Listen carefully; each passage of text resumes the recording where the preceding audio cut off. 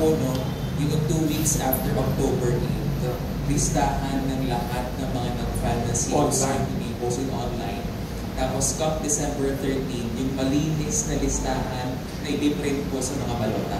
2 weeks from now, hindi list, COC. Ano yung post natin? Certificates of candidacy na final nila. Ipopost natin ang lahat ng yan sa website. First time yan, eh.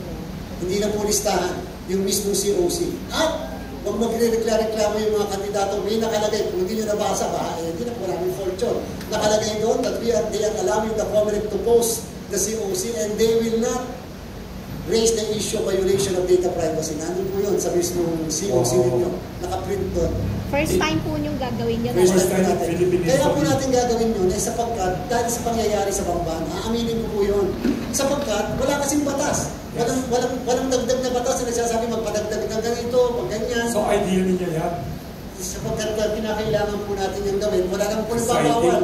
So mas magandang ilagay natin yung why should we keep secret the certificates of candidacy? Hindi ba kapag ka nag-hain ka, ina-announce mo sa buong mundo, baka nagpapapicture pa, kasama yung pagmumukha nila at saka yung mga nakain, bakit pagbabawal, ikalathala? Paano malalaman ng sambayan kung sino siya?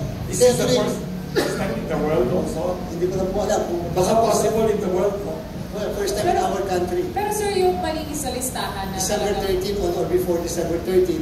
website, sa website. Ay, lalagay po natin sa website. By December 13. Pero siyempre, kahit na may listahan na gano'n, meron pa rin po mga pending na kaso. Kasi minsan may mga kaso hindi natatapos. For example, petition to cancel or deny due force candidacy dahil sa issue ng age. Kalimitan po, minsan tapos na eleksyon, di pa natatapos. Kasi bakit? Mahaba ang proseso. Merong division muna, tsaka siya i-end back. May mga ganun po. May underage or overage? Ay, meron po underage. Pwede pong underage. Pero walang overage?